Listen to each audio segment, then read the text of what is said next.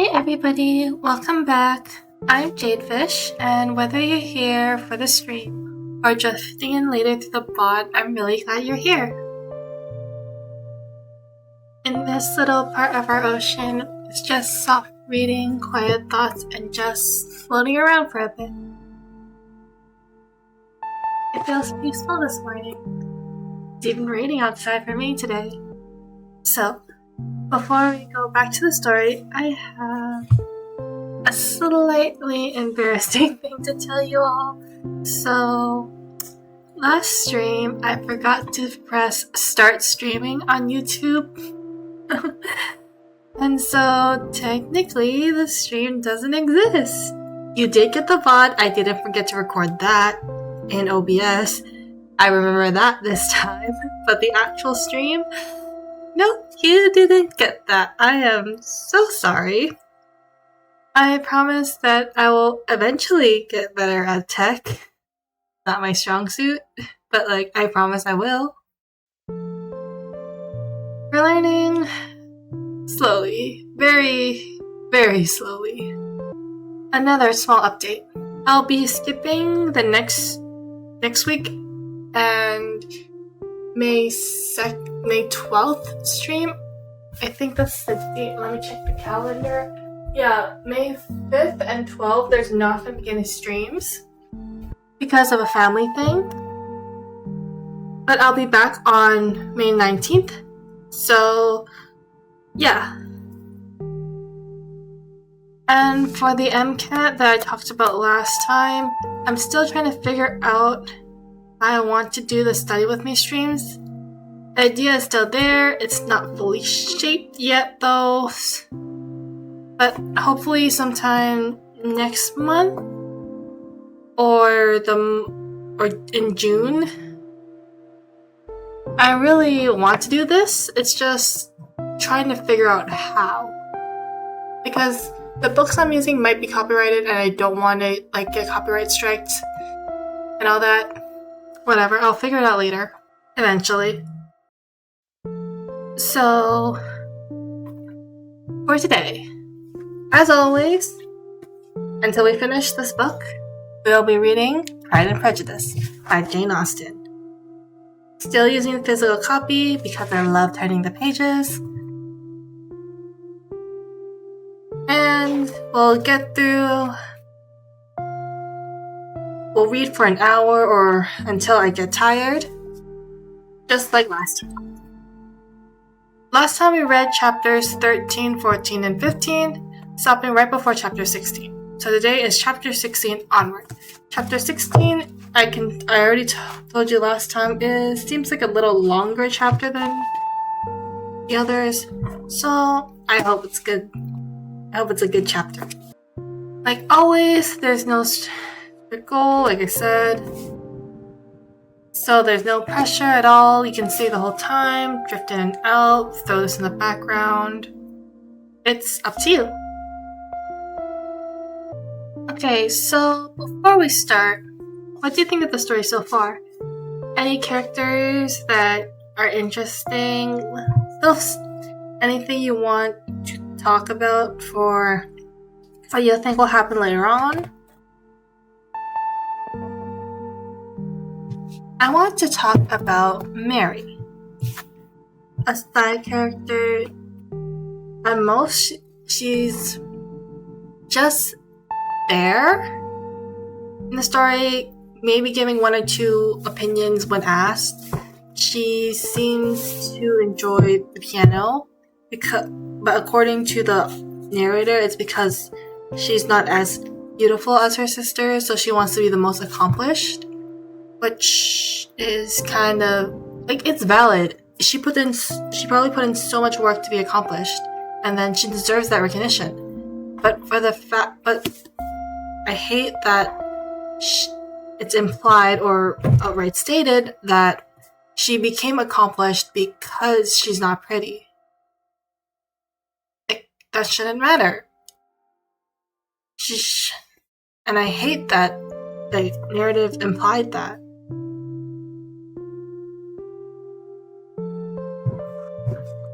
It could be she wanted to stand out from her sisters, being the middle child, but it's because she's not the prettiest sister. And then the rest of the sisters think she's a bore.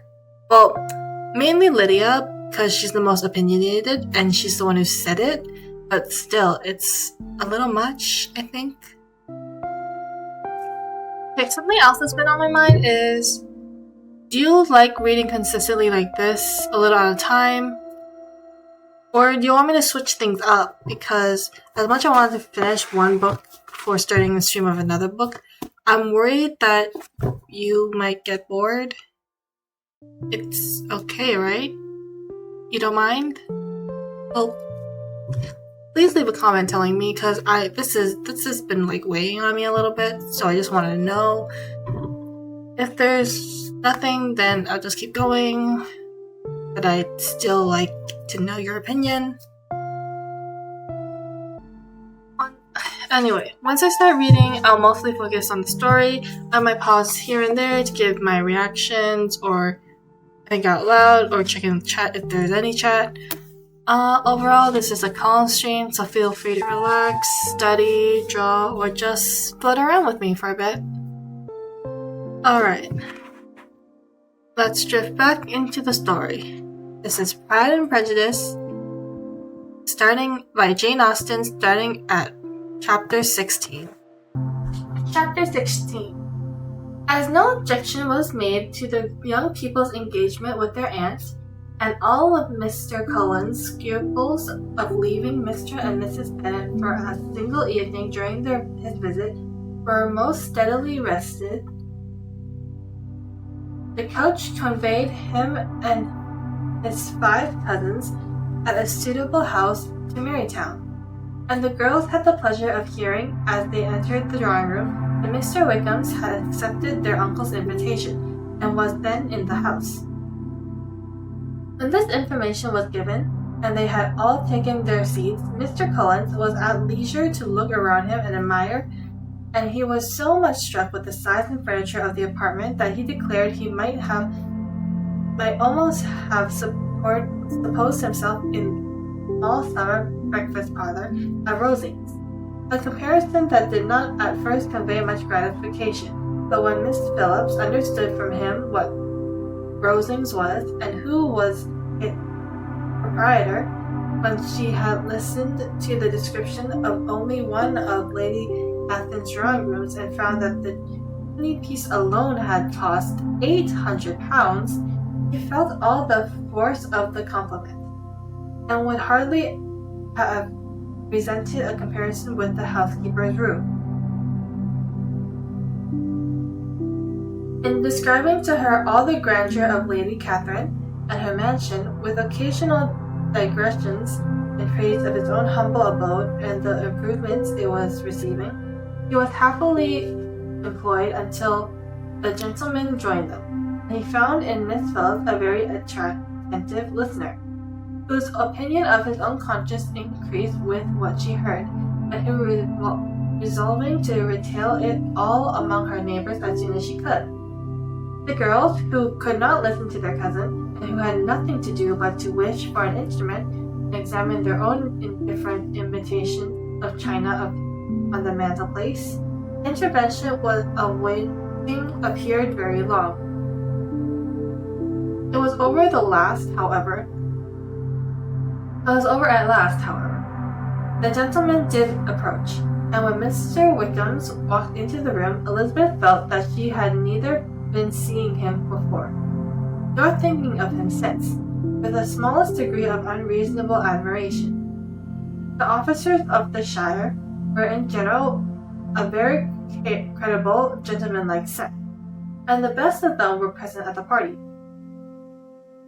But Mr. Wickham's was as far beyond them all in person, countenance, air, and walk, as they were superior to the broad-faced, stuffy Uncle Phillips, breathing port wine, who followed them into the room.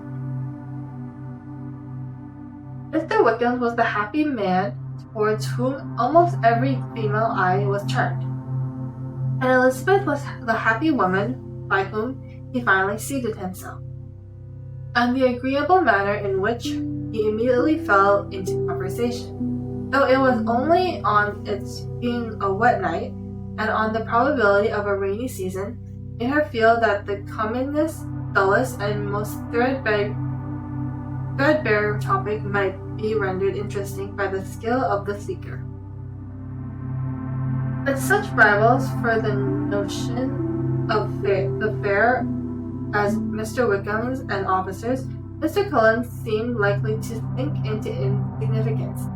To the young ladies he certainly was nothing, but he had still at intervals a kind listener to Miss Phillips, and was, by her watchfulness, most abundantly supplied with coffee and muffin. When the card tables were placed, he had the opportunity of obliging her in return by sitting down to whist.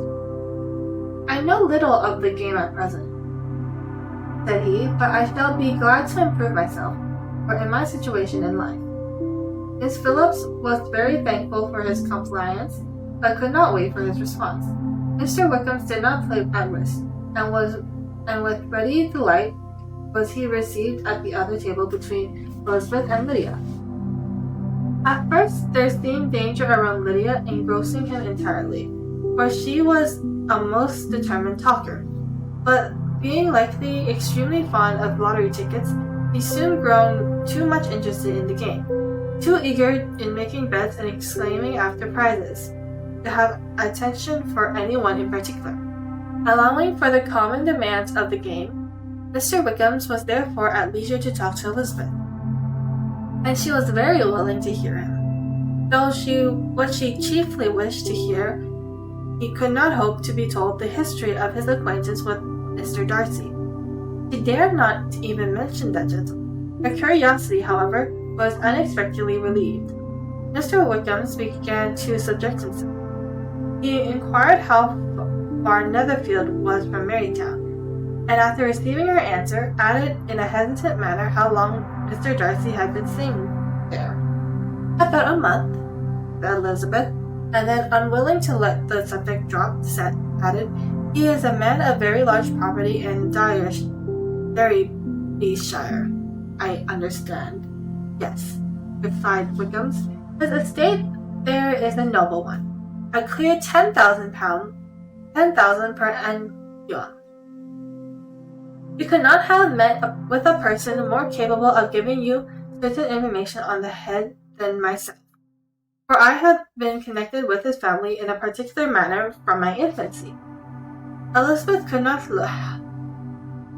but look surprised. "You may well be surprised, Miss Bennet, at such an assertion, after seeing, as you probably might, the very cold manner of our meeting yesterday. Are you acquainted with Mr. Darcy?" "As much as I ever wished to be," cried Elizabeth warmly. "I have spent 4 days in the same house with him, and I think him very disagreeable." "I have no right to give my opinion," said Wickham, "as to his being agreeable or otherwise. I am not qualified to form one. I have known him too long and too well to be a fair judge. It is impossible for me to be impartial, but I believe your opinion of him would in general astonish, and perhaps you would not express it quite so strongly anywhere else. Here you are in your own family. Upon my word, I say no more here than I might say in any house in the neighborhood, except Netherfield. He is not at all liked in Hertfordshire. Everybody is disgusted with his pride. You will not find him more favorably spoken of by anyone." "I cannot pretend to be sorry," said Wickham after a short interruption, "that he or that any man should not be estimated beyond their deserts. But with him, I believe it does not happen often.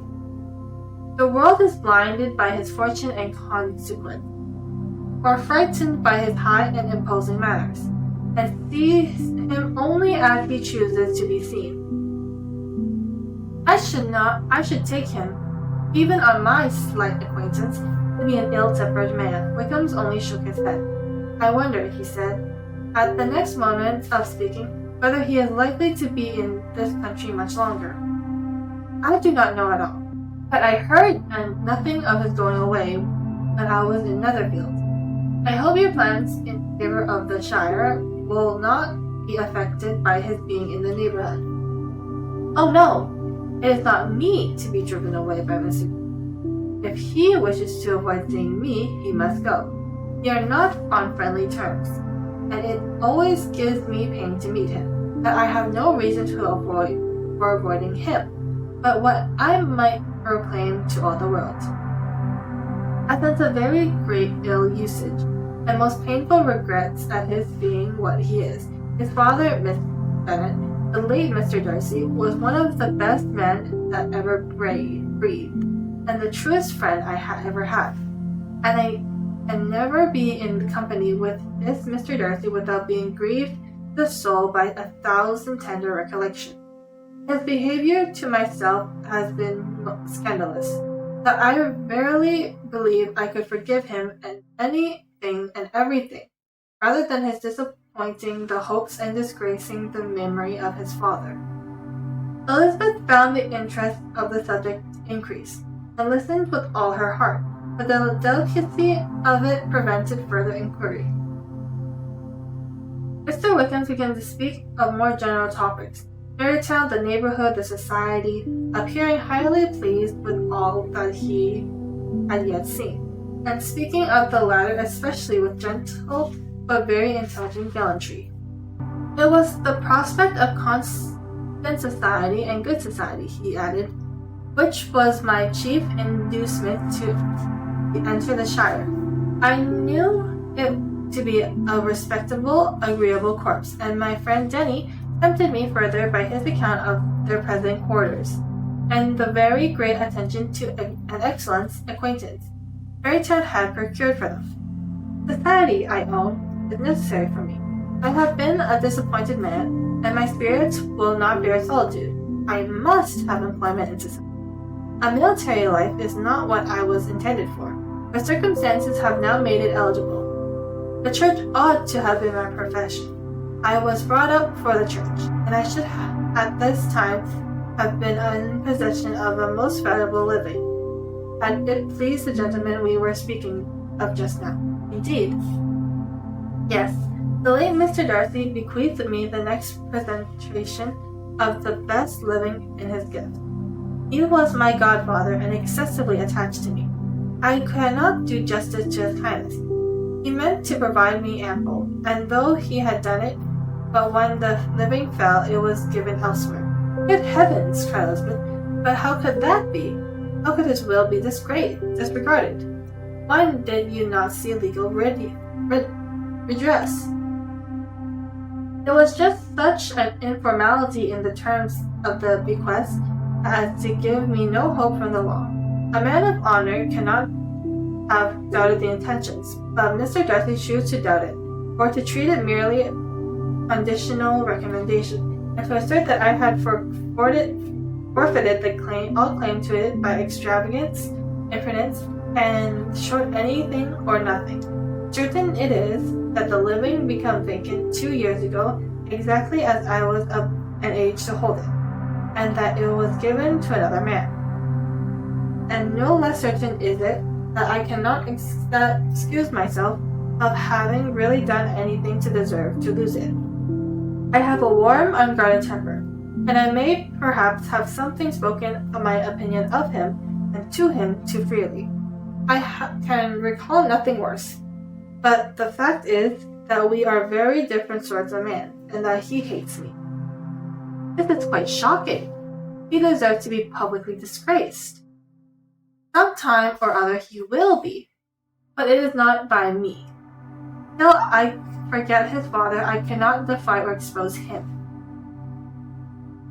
Elizabeth honored him for such feelings, and thought him handsomer than ever as he expressed them. But what, said she after a pause, can have been his motive? What can have induced him to behave so cruelly? A thorough, determined dislike of me, a dislike which I cannot help but attribute to some measure of jealousy. Had the late Mr. Darcy liked me less, his son might have borne me better. But his father's uncommon attachment to me irritated him, I believe, very early in life. He had not a temper to bear to the sort of competition in which we stood, a sort of preference which was often given me. I had not thought Mr. Darcy so bad as this. Though I have never liked him, I had never thought so very ill of him. I supposed him to be despising his fellow creatures in general, but did not suspect him of descending to such malicious revenge, such injustice, such inhumanity as this. After a few minutes reflecting, however, she continued, I do remember his boasting one day at Netherfield of the implacability of his resentment, of his having an unforgivable temper. His disposition must be dreadful. I will not trust myself on the subject, replied Wiggins. I can hardly be just to him. Elizabeth was again deep in thought, and after a time exclaimed, to treat in such a manner the godson, the friend, the favourite of his father. She could have added, a young man too, and you, whose very countenance may vouch for your being amiable. But she contented herself with, and one too, who had probably been his own companion from childhood, connected together, as I think you said, in the closest manner. We were born in the same parish, within the same park. The greatest part of my youth was passed together, intimates of the same house, sharing the same amusements, objects of the same parental taste. My father began life in the profession with your Uncle Philip, appeared to do so much credit to, but he gave up everything to be of use to the late Mr. Darcy, and devoted his time to the care of the Pemberley property. He was most highly esteemed by Mr. Darcy, a most intimate confidential friend. Mr. Darcy often acknowledged him to be under the greatest obligations to my father's active superintendent, and when, immediately before my father's death, Mr. Darcy gave him a voluntary promise of providing for me, I am convinced that he felt it to be as much a debt of gratitude to him as affection to me. How strange, cried Mr. Elizabeth. How abominable. I wonder that the very pride of Mr. Darcy has not made him just to you, if from no better motive that he should not have been too proud to be dishonest. For dishonesty I must call it. It is wonderful, replied Wiggins, for almost all his actions may be traced to pride, and pride has often been his best friend. It has connected him nearer with virtue than any other feeling, but we are none of us consistent, and in his behavior of me there were stronger impulses even than pride. Can such abominable pride as his have ever done him good? Yes, it has often led him to be liberal and generous, to give his money freely, to display hospitality, to assist his tenants, and relieve the poor. Family pride and filial pride, for he is very proud of what his father was, have done this, not to appear to disgrace his family, to degenerate from the popular qualities, or lose the influence of the Pemberley house, is a powerful motive. He has also brotherly pride, which, with some brotherly affection, makes him a very kind and careful guardian of his sister. You will hear him generally cry up as the most attentive and best of brothers. What sort of girl is Miss Darcy? He shook his head. I wish I could call her amiable. It gives me pain to speak ill of a Darcy, but she is too much like her brother, very, very proud. As a child she was affectionate and pleasing and extremely fond of me, and I have devoted hours and hours to her amusement, but she is nothing to me now. She is a handsome girl, about 15 or 16, and I understand highly accomplished. Since her father's death her home has been London, where a lady lives with her and superintends her education. After many pauses and many trials of other subjects, Elizabeth could not help reverting once more to the first, and saying, I am astonished at his intimacy with Mr. Bingley. How can Mr. Bingley, who seems good humor itself, and is, I rather believe, truly amiable, be in friendship with such a man? How can they suit each other? Do you know Mr. Bingley? Not at all. He is a very sweet, temperate, amiable, young, charming man. He cannot know what Mr. Darcy is.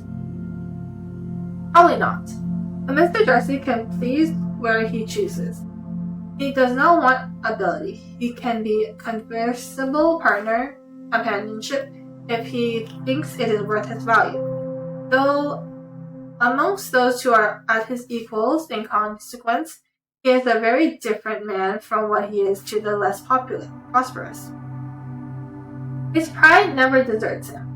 But with the rich he is liberal-minded, just, sincere, rational, honorable, and perhaps agreeable, allowing something for fortune and figure. Though with parties soon afterwards bringing up, the players gathered around the other table, and Mr. Collins took his station between his cousin Elizabeth and Miss Phillips. The usual inquiries as to his sex were made by the latter. It had not been very great.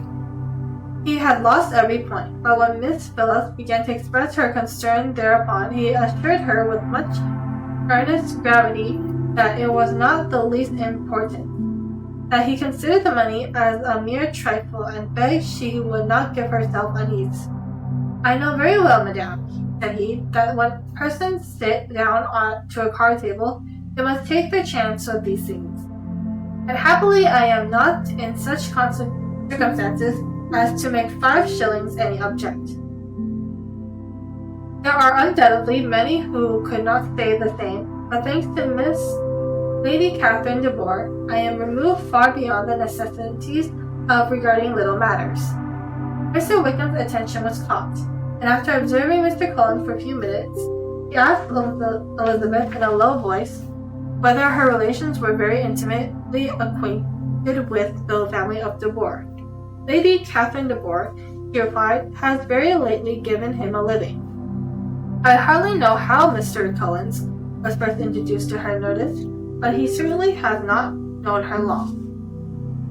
You know, of course, that Lady Catherine de Bourgh and Lady Anne Darcy were sisters, consequently that she is the aunt to the present Mr. Darcy? No, indeed, I did not.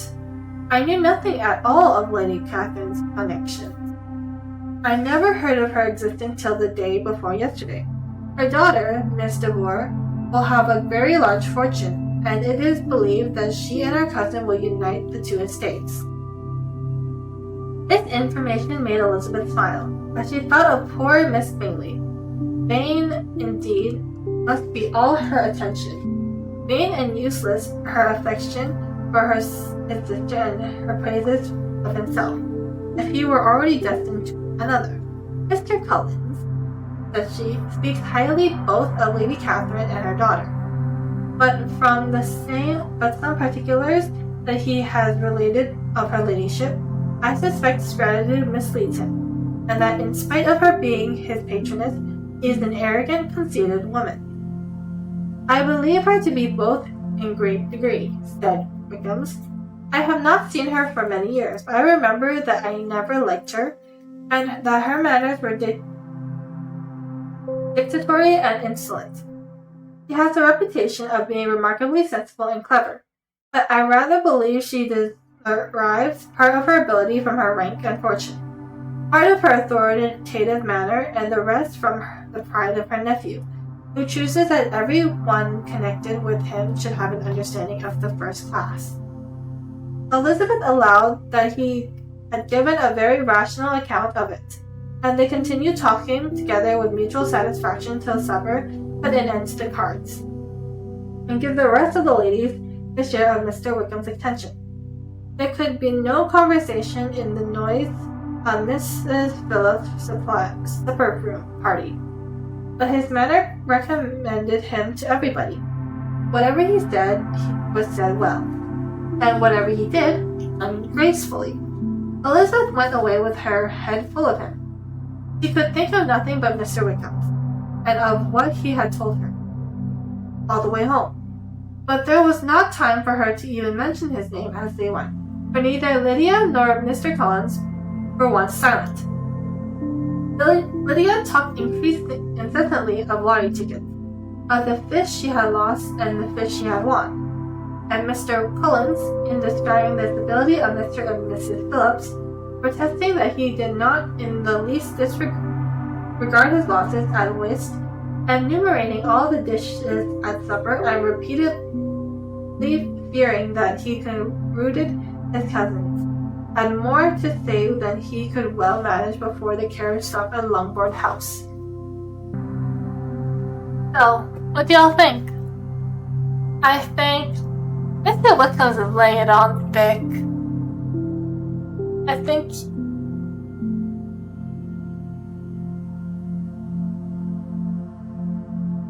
think Elizabeth is getting caught up in all this, but she also has, the title of the story suggests, too much prejudice. This does make me think about all the time, because, Mr. Wickham says that Mr. Darcy does good things for the sake of family pride, and that he helps tenants and all that. I can't help but relate this to real life, where it's the people who fall into scandal that are donating to charity just to make themselves look better. It's yeah, I know I did this bad thing, but look at me, I'm donating to charity. Honestly, it's so funny. On one hand, it shouldn't take a scandal for you to donate. I have no money, and I still donate what I can. My hair, I grow it out every 4 years or so, and just cut it and donate that. If I see, in some fast food restaurants, there's a little box of donate, or you can put in some coins to donate. I do that. Just little things, So I don't understand why it takes a scandal for people to start, who has the means, the money to donate a lot to save someone's life or to improve someone's life, for them to donate. On the other hand, for Mr. Darcy, it seems like this is something he constantly does.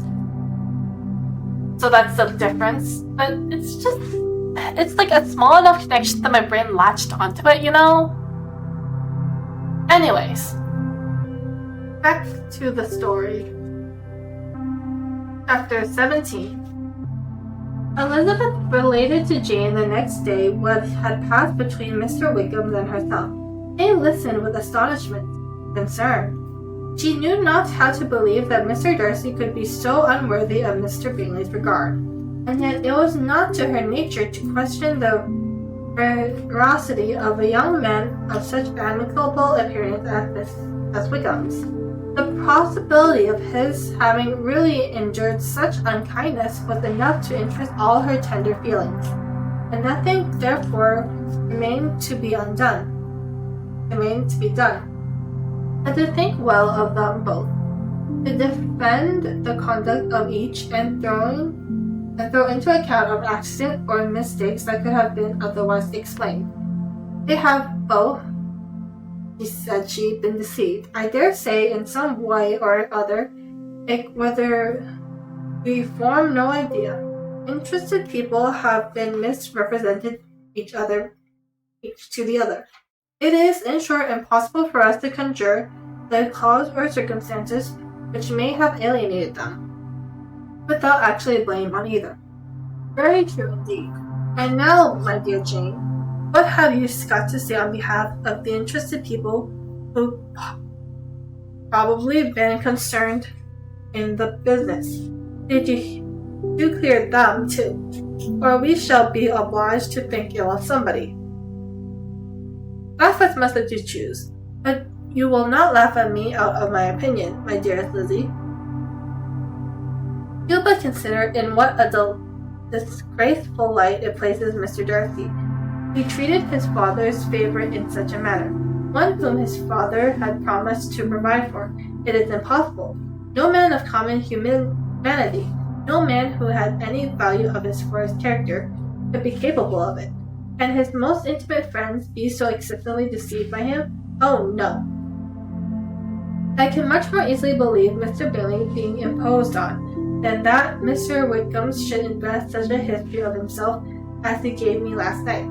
Names, facts, everything mentioned without ceremony. If it not so, let Mr. Darcy contradict it. Besides, there was truth in his look.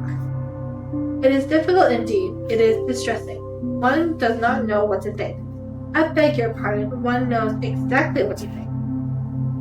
But Jane could think with certainty on only one point. That Mr. Bingley, if he had been imposed on, would have much to suffer when the affair becomes public. The two young ladies were summoned from the shrubbery where this conversation passed. The arrival of some of the very persons whom they had been speaking. Mr. Bingley and his sisters came to give their personal invitation for the long-expected ball at Netherfield. Weather was fixed which was fixed for the following Tuesday. The two ladies were delighted to see their dear friend again. Called it an age since they met, and repeatedly asked what she had been doing with herself since their separation. To the rest of the family they paid little attention, avoiding Mrs. Bennet as much as possible, saying not much to Elizabeth and nothing at all to the others. They were soon gone again, rising from their seats with activity, which took their brother by surprise, and hurrying off, if eager to escape Mrs. Bennet's civilities. The prospect of Netherfield ball was extremely agreeable to every female of the family. Mrs. Bennet chose to consider it as given in compliment to her eldest daughter. I was practically flattered by receiving the invitation from Mr. Bingley himself, instead of a ceremonious card. Jane pictured herself to a happy evening in the society of her two friends, and the attention of their brother. And Elizabeth thought with pleasure of dancing a great deal with Mr. Wickham, and of seeing a confirmation of everything in Mr. Darcy's look and behavior. The happiness anticipated by Catherine and Lydia depended less on any single event or any particular person, for though each Elizabeth meant to dance half the evening with Mr. Wickham. He was by no means the only partner who could satisfy them, and a ball was at any rate a ball. And even Mary could assure her family that she had no disinclination for it. "Well, I can have my mornings to myself," said she. "It is enough. I think it not sacrifice to join occasionally in evening engagements. Society has claims on all of us, and I profess myself one of those who consider intervals of recreation and amusement as desirable for everybody." Elizabeth's spirits were so high on the occasion that though she did not often speak unnecessarily to Mr. Collins, she could not help asking him whether he intended to accept Mr. Bingley's invitation, and if he did, whether he would think it proper to join the evening amusements. And he was rather surprised to find that he entertained no scruple whatever on that head, and was very far from dreading a rebuke either from the Archbishop or Lady Catherine de Bourgh by venturing to dance. "I am by no means of opinion, I assure you," said he, "that a ball of this kind, given by young men of character to respectable people, can have any evil tendency. And I am so far from objecting to dancing myself, that I shall hope to be honored with the hands of all my fair cousins in the course of the evening, and I take this opportunity of soliciting yours, Miss Elizabeth, for the two first dances, especially a preference which I trust my cousin Jane will attribute the right cause, and not to any disrespect for her." Elizabeth felt herself completely taken in. He had fully proposed being engaged by Mr. Wickham for those very dances, and to have Mr. Collins instead. The liveliness had been never worse timed. There was no help for it, however.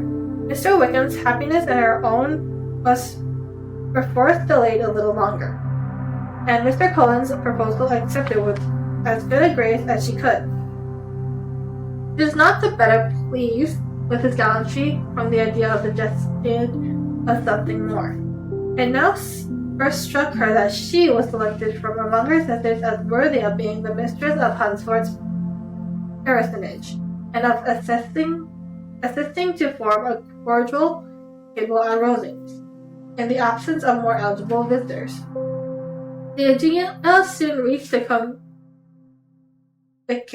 convictions as she observed his increasing civilities towards herself, and heard his frequent attempts to add a compliment on her wit and vivacity. And though more astonished than gratified herself by this effort of her charm, it was not long before her mother gave her to understand the probability of their marriage was exceedingly agreeable to her. Elizabeth, however, did not choose to take the hint, being well aware that a serious dispute must be on the consequence of any reply. Mr. Cullen might never make the offer. Until he did, it was useless to quarrel about him. If there had not been a Netherfield ball to prepare for and talk of, the younger Miss Bennet would have been in a pitiable state at this time. For from the day of the invitation to the day of the ball, there was such a succession of rain that has prevented their walking to Marytown once. No aunt, no officers, no news could be sought after. The very shoe roses of Netherfield were gone by proxy. Even Elizabeth might have found some trial of her patience in whether totally suspended the improvement of her acquaintance with Mr. Wickham's. But nothing less than a dance on Tuesday could have made such a Friday, Saturday, Sunday, and Monday endurable to Kitty and Lydia. And that was chapter 17. Yeah, for this past chapter, all I can say is there's a ball happening, and chapter 18, it's gonna be the ball. I agree with Jane that Elizabeth is a little bit too quick to judge, and my opinions on Mr. Bingley's sisters are still the same.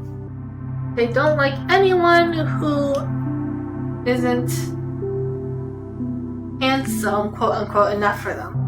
And I guess now we got hints that Elizabeth now knows what Mr. Cullen wants with her. The next chapter is a long one.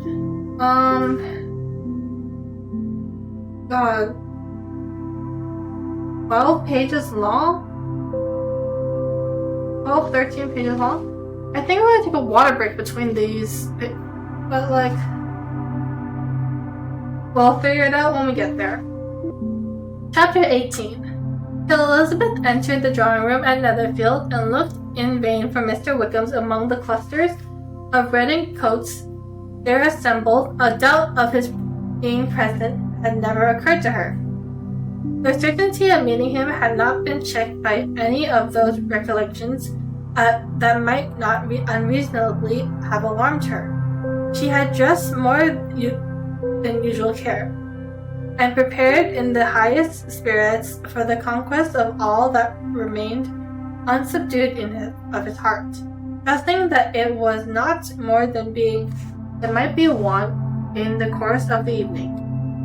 But in an instant arose the dreadful suspicions of his being purposely omitted from Mr. Darcy's pleasure in the Bingleys' invitation to the officers.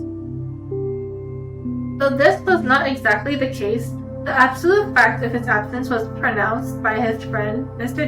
Denys, to whom Lydia eagerly applied, and who told them that Wickham's had been obliged to go to town on business the day before, and has not yet returned, adding with a significant smile, "I do not imagine his business would have called him away just now, if he had not wished to avoid a certain gentleman here." This part of his intelligence, although unheard by Lydia, was caught by Elizabeth, as assured her that Darcy was not less answerable for Wickham's absence than if her first surmise had been just. Every feeling of displeasure against the form was so sharpened by immediate disappointment that she could hardly reply with almost civility to the polite inquiries which directed afterwards approached to make. Attention, forbearance, patience with Darcy was injury to Wickham's. She was resolved against any sort of conversation with him, and turned away with a degree of ill humor which she could not wholly surmount even in speaking to Mr. Bingley, whose blind partiality provoked her. But Elizabeth was not formed for ill humor, and though every prospect of her own was destroyed by the evening, it could not dwell long on her spirits. And having told all her grief to Charlotte Lucas, who she had not seen for a week, she was soon able to make a voluntary transition to the oddities of her cousin, and to point him out to her particular notice. The two first dances, however, brought a return to distress. They were dances of mortification. Mr. Collins, awkward and solemn, apologizing instead of attending, and moving wrong without being aware of it, gave her all the shame and misery which a disagreeable partner for a couple dances could give. The moment of her release from her was ecstasy. She danced with an officer and had the refreshment of talking of Wickham's and of hearing he was universally liked. When those dances were over, she returned to Charlotte Lucas, and was in conversation with her. When she found herself suddenly addressed by Mr. Darcy, who took her so much by surprise at his application for her hand, that, without knowing what she did, she accepted him. He walked away again immediately, and she was left to fret over her own want of presence of mind. Charlotte tried to console her. "I dare say you will find him very agreeable." "Heavens forbid! That would be the greatest misfortune of all, to find a man agreeable whom one is determined to hate. Do not wish me such an evil." When the dancing recommended, however, and Darcy approached to claim her hand, Charlotte could not help caution her in a whisper not to be a simpleton, and allow her fancy for Wickham's to make her appear unpleasant in the eyes of a man 10 times his consequence. Elizabeth made no answer, and took her place in the seat, amazed by the dignity to which she arrived in being allowed to stand opposite to Mr. Darcy, and reading her own neighbours' looks, their equal amazement at beholding it. They stood in some time without speaking a word. She began to imagine that their silence would last through the two dances, and at first was resolved not to break it, till suddenly fancying that it would be great punishment to her partner to oblige him to talk, she made a light conversation of the dance.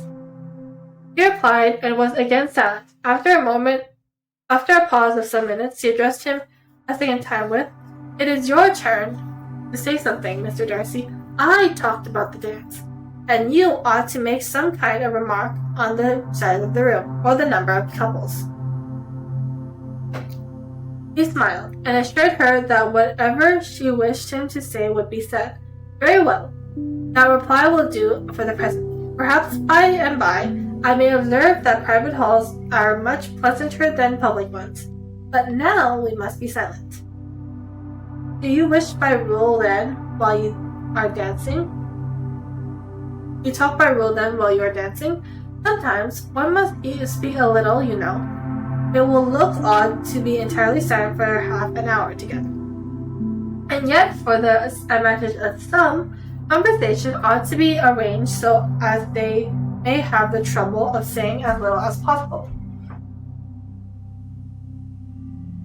Are you consulting your own feelings in the present case, or do you imagine that you are gratifying mine?" "Both," replied Elizabeth archly, "for I have always seen a great similarity in terms of our minds. We are each an unsocial, taciturn disposition, unwilling to speak unless we expect to say something that will amuse the whole room, and be handed down to posterity with all the eclat of the proverb. "This is not very striking resemblance of your own character, I am sure," said he. "How near it is to be mine, I cannot pretend to say. You think it is faithful portrayal, how undoubtedly. I must not decide on my own performance." He made no answer, and they were again silent, and they had gone down the dance. When he asked her if she and her sisters did not very often walk in Marytown, she answered in affirmative, and unable to resist the temptation added, "When you met us there the other day, we had been forming a new acquaintance." The effect was immediate. A deep shade of hauteur overspread his features, but he said not a word. Elizabeth thought blaming herself for her own weakness and could not go on. At length, Darcy spoke, and in a constrained manner said, "Mr. Wickham is blessed with such happy manners as many ensured his making friends. Whether he is equally capable of retaining them is less certain." "He has been so unlucky to lose your friendship," replied Elizabeth with emphasis, "and in a manner which he is likely to suffer all his life." Darcy made no answer, and seemed serious of changing the subject. At that moment, Sir William Lucas appeared close to them, meaning to pass through the cell to the other side of the room, but on perceiving Mr. Darcy, stopped with a bow of superior courtesy to compliment on him and his Dancing and his partner. "I have been most highly gratified indeed, my dear sir. Such very superior dancing is not often seen. It is evident that you belong to the first circles. Allow me to say, however, that your fair partner does not disgrace you, and that I must hope to have this pleasure often repeated, especially when a certain desirable event, my dear Miss Eliza," glancing at her sister, and Bingley, "shall take place." "What congratulations will then blow in! I appeal to Mr. Darcy, but let me not interrupt you, sir. You will not thank me for detaining you from the bewitching converse of that young lady. His bright eyes are upbraiding me." The latter part of his address was heard by Darcy, but Sir William's allusions to his friends seemed to strike him forcibly, and his eyes were directed with very serious expression towards Bingley and Jane, who were dancing together. Moving himself, however, shortly, he turned to his partner and said, "Sir William's interruption has made me forget what we were talking about."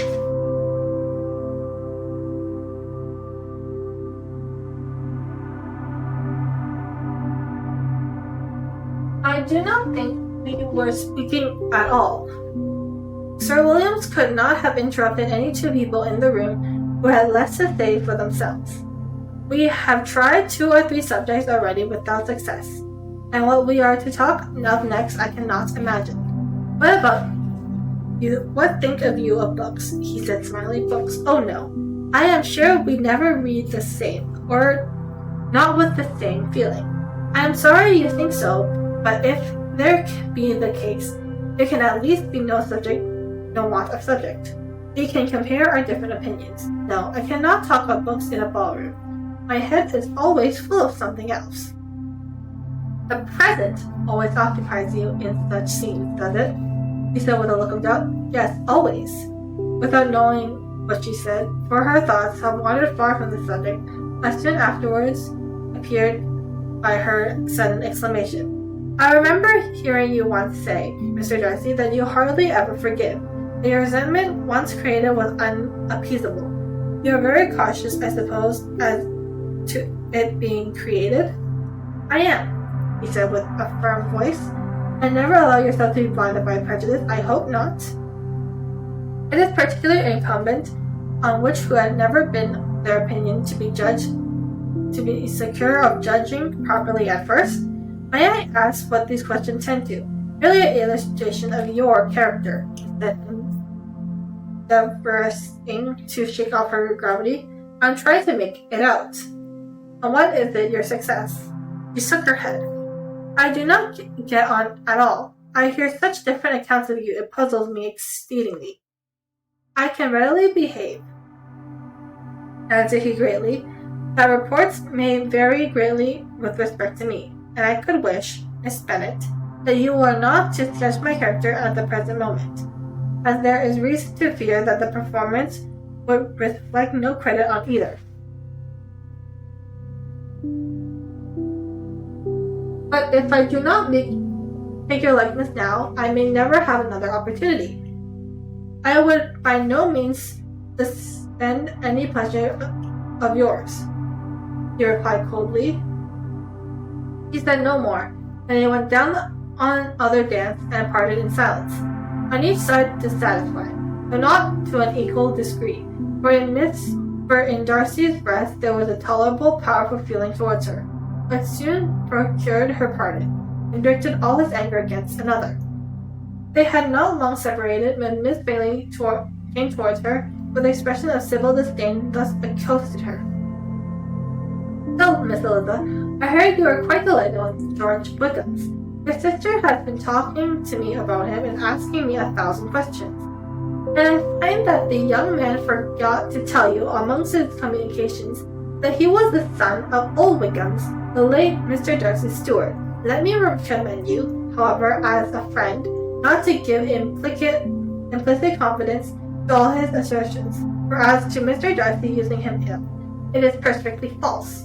For on the contrary, he has always been remarkably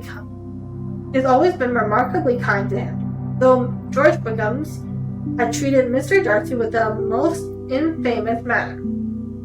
I do not know the particularities, but I know very well that Mr. Darcy is not in the least to blame. He cannot bear to hear George Wickham mentioned, and that though my brother thought he could not well avoid including him in his invitations to the officers, he was exceedingly glad to find he had taken himself out of the way. His coming into the country at all is the most insolent thing, indeed, and I wonder how he could presume to do it. I pity you, Miss Eliza, for this discovery of your favourite's guilt, but really, considering his descent, one could not expect much better. His guilt and his descent appear by your account to be the same, said Elizabeth angrily, for I have heard you accuse him of nothing wrong than him being the son of Mr. Darcy's steward, and of that I assure you he informed me himself. I beg your pardon, replied Miss Bingley, turning away with a sneer. Excuse my interference. It was kindly meant. Insolent girl, Elizabeth said to herself. You are much mistaken if you expect to influence me by such a paltry attack as this. I see nothing in it but your own wilful ignorance and the malice of Mr. Darcy. She then sought her eldest sister, who had undertaken to make inquiries on the same subject of Bingley. Jane met her with a smile of such sweet complacency, a glow of such happy expression, as sufficiently marked how well she was satisfied with the occurrence of the evening. Elizabeth instantly read her feelings, and at that moment solicited solitude for Wickham's resentment against his enemies. Everything else gave away before the hope of Jane's being in the fairest of happiness.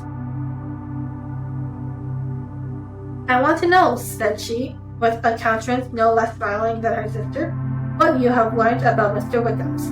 But perhaps you are too pleasantly engaged to think of any third person, in which you have been made sure of my pardon.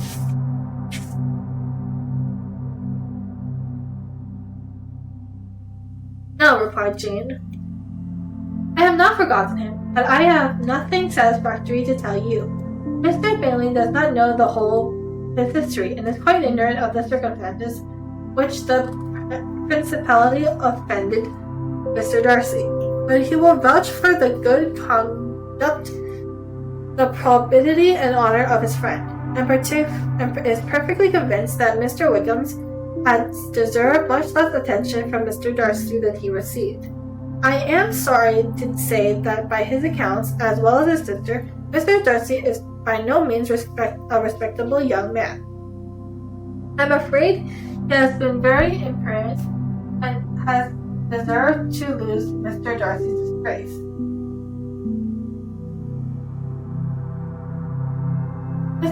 does not know Mr. Wickham's himself? No, he has never saw him till the morning of Marytown.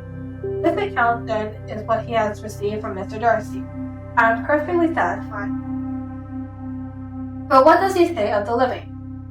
He does not exactly recollect the circumstances, though he has heard them from Mr. Darcy more than once, but he believes that it is left to him conditionally only. I have not doubt of Mr. Bingley's sincerity, said Elizabeth warmly, but you must excuse my not being convinced by assurance alone. Mr. Bingley's defense of his friend is a very able one, I dare say, but since he is unacquainted with several parts of the story, and has learned the rest from that for himself, I shall venture still to think of both gentlemen as I did before.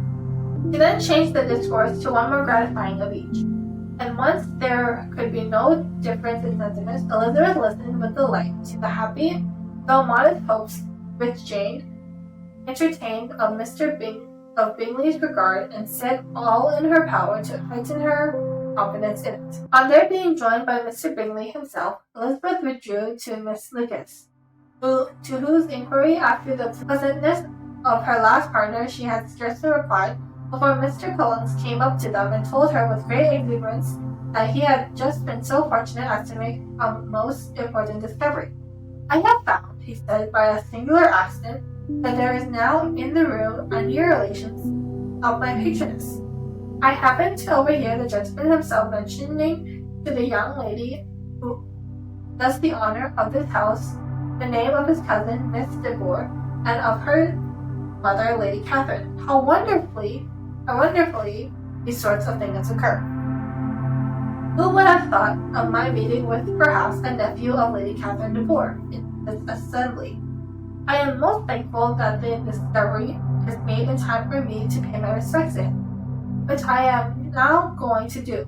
Trust he will excuse my not having done it before. My total ignorance of the connection must plead my apology. You are not going to introduce yourself to Mr. Darcy?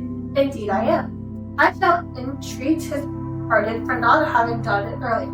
I believe him to be Mr. Catherine's nephew. I will be in my power to assure him that her ladyship is quite well yesterday se'nnight. Elizabeth tried hard to dissuade him of such a scheme, assuring him that Mr. Darcy would consider his addressing him without introduction as an infinite freedom rather than a compliment to his name, that it was not in the least necessary there should be any notice on either side, and that if there would, it must belong to Mr. Darcy, the superior in consequence, to give the acquaintance. Mr. Darcy listened to her with the determined air of following his own inclination, only ceaselessly he replied thus: My dear Miss Elizabeth, I have the highest opinion in the world of your excellent judgment in all matters within the scope of your understanding. But permit me to say that there must be a wider difference between the established forms of ceremony among the laity and those who regulate the clergy. Forgive me leave to observe that I consider the clerical office as equal in point of dignity with the highest rank of the kingdom, provided that a proper humility of behavior is at the same mention. You must therefore allow me to follow the dictations of my conscience on this occasion, which led me to perform what I looked on as a point of duty. Pardon me for neglecting to profit of your advice, which on every other subject would have been my constant guide.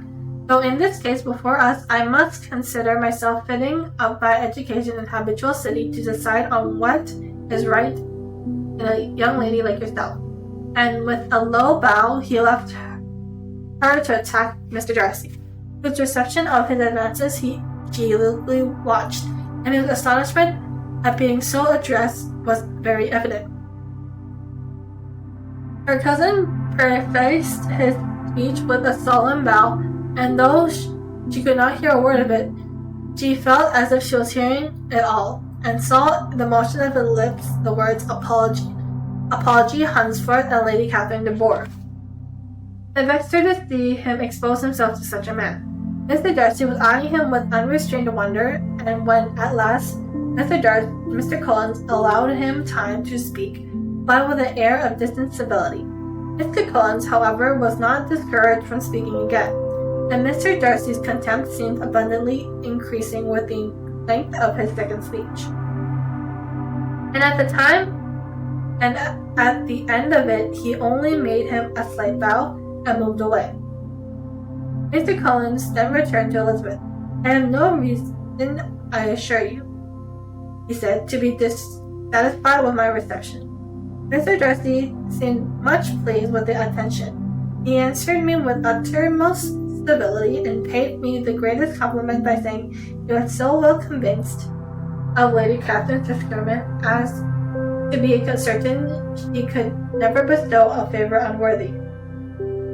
It was very a handsome thought. Upon the whole, I am much pleased with him. As Elizabeth had no longer any interest of her own to pursue, she turned her attention almost entirely on her sister and Mr. Bingley, and the train of agreeable reflection of her observations given birth to made her perhaps more happy, almost happy as Jane. She saw her in settle that very house, in all the felicities which a marriage of true affection could bestow, and she felt capable under such circumstances of endeavoring, even like Mr. Bingley's two sisters. Her mother's thoughts, she plainly saw, were bent the same way, and she determined not to venture near her, lest she might hear too much. When they sat down for supper, therefore, she considered a most unlucky perversionist, which placed them within one of each other.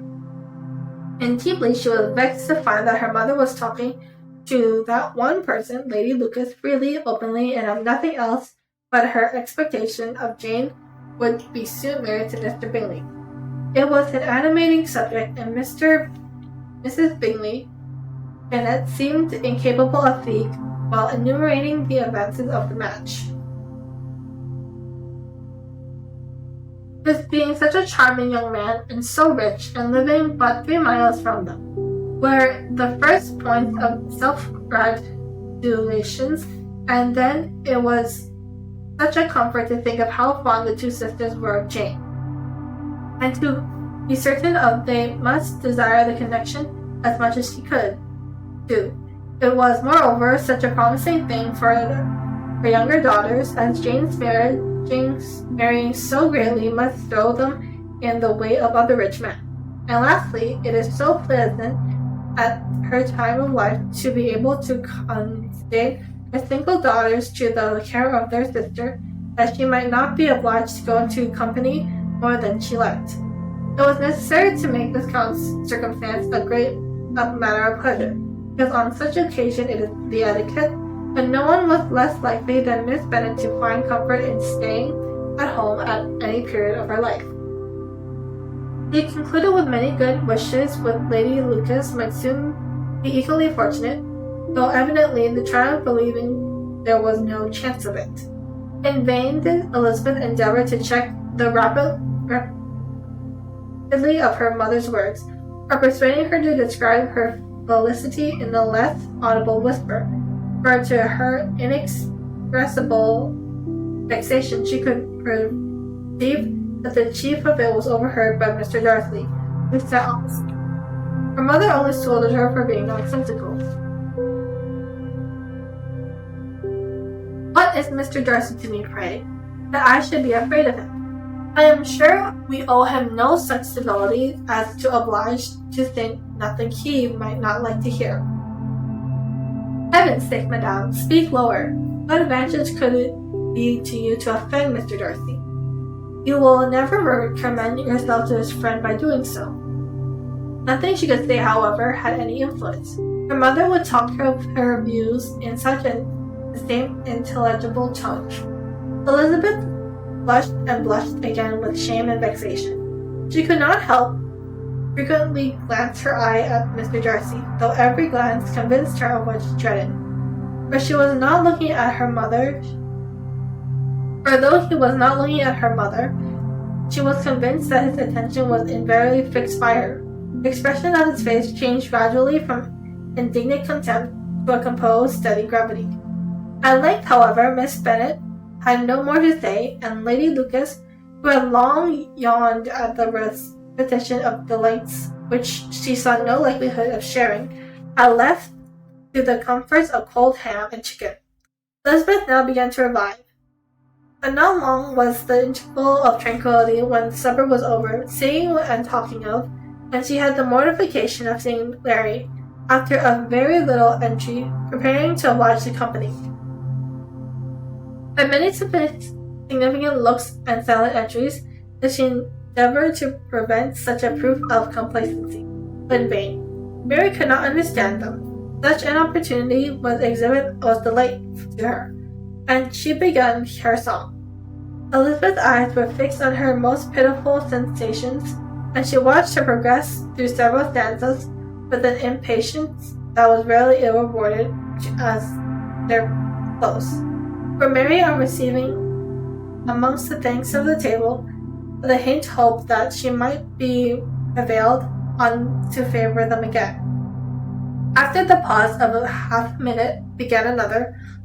Mary's powers were by no means fitted for such a display. Her voice was weak and her manner affronted. Elizabeth was in agonies. She looked at Jane to see how she bore it, but Jane was very composed, talking to Bingley. She looked at his two sisters and saw them making signs of derision at each other, and at Darcy, who continued, however, impatiently grave. She looked at her father to entreat his interference, lest Mary should be singing all night. He took the hint, and when Mary finished her second song, said aloud, "That will do extremely well, child. You have delighted us long enough. Let the other young ladies have time to exhibit." Mary, though pretending not to hear, was somewhat dismayed. Elizabeth, sorry for her, and sorry for her father's speech, was afraid her anxiety had done no good. Others of the party were now applied to. "If I," said Mr. Collins, "were so fortunate as to be able to sing, I would have great pleasure. I am sure in obliging the company with an air, for I consider music as a very innocent diversion, and perfectly compatible with the professions of the clergyman. I do not mean, however, to assert that we can justify in devoting too much of our time to music, for there are certain other things to attend. The rector of the parish has much to do. In the first place, he must make such an agreement for centuries as may be beneficial to himself and not offensive to his patron. He must pray to his own sermons, and the time that remain will not be too much for his rigorous duties. And the care and improvement of his dwellings, which he cannot be excused from making as comfortable as possible. And I do not think it of light importance that he should be attentive and conciliatory manner towards everybody, especially towards those to whom he own preferment.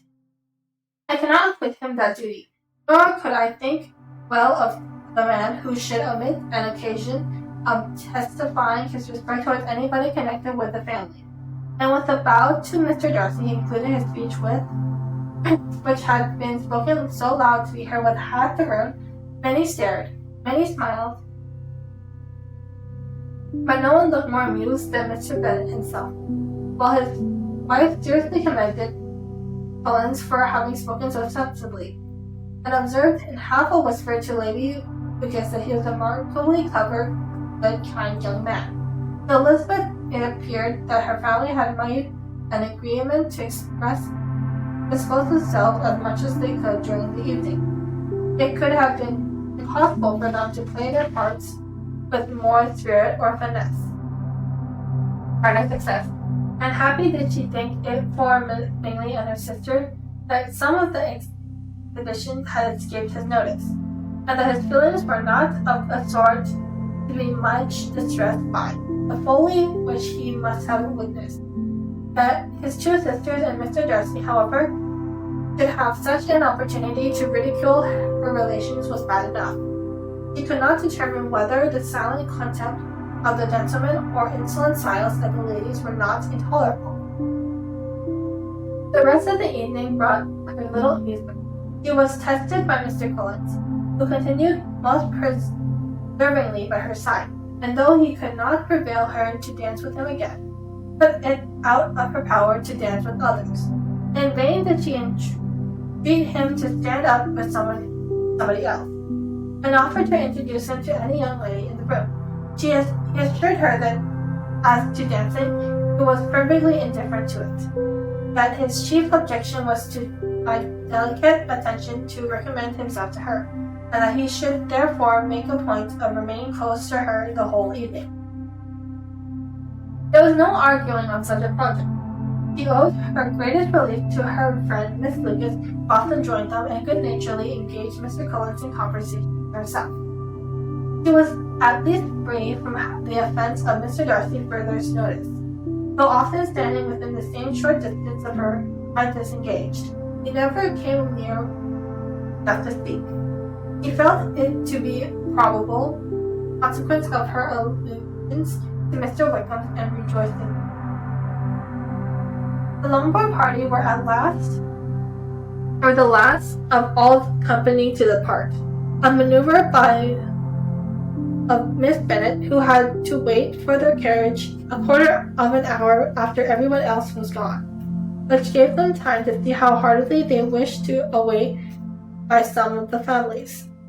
Miss Hertz and her family scarcely opened their mouths except to complain of fatigue, and were evidently impatient to have the house to themselves. They repulsed every attempt of Miss Bennet at conversation, and by doing so threw a languor over the whole party, which was very little relieved by the long speeches of Mr. Collins, who was complimenting Mr. Bingley and his sisters on the elegance of their entertainment, the hospitality, and the politeness, which had marked their behaviour to their guests. Darcy said nothing at all. Mr. Bennet, in equal silence, was enjoying the scene. Mr. Bingley and Jane were standing together, a little detached from the rest, talked only to each other. Elizabeth perceived as a steady silence as either Miss Hertz or Miss Bingley, and even Lydia was too much fatigued to utter more than the occasional exclamation of "Lord, how tired I am," accompanied by a violent yawn. When at length they arose to take leave, Miss Bennet was most pressingly civil in her hopes of seeing the Bell family soon at Longbourn, and addressing herself partially to Mr. Bingley to assure him how happy he would make them by eating a family dinner with them at any time, without the ceremony of a formal invitation. Bingley was all grateful pleasure, and he readily engaged in talking the earliest opportunity of waiting on him, after his return from London, whither he was obliged to go the next day for a short time. Miss Bennet was perfectly satisfied, and quitted the house under the delightful persuasion that, allowing for the necessary preparations, settlements, new carriage, and wedding clothes, she should undoubtedly see her daughter sail at Netherfield in the course of 3 or 4 months. Of having another daughter married to Mr. Collins, she thought with equal certainty, and with considerable, though not equal pleasure. Elizabeth was the least dear to her of all her children, and though the man in the match was quite good enough for her, the worth of each was eclipsed by Mr. Bingley at Netherfield. And that was chapter 18. I have a full hour and 30 minutes for this. I don't feel like talking about that chapter. My voice is it's honestly dead. But I think I'll end it here. I'm sorry I couldn't talk about the last chapter. It was just so long and my voice is really dead. So I'll just say thank you for being here. I hope you have a wonderful day, a lovely night, and if you're sleeping, peaceful dreams. Goodbye!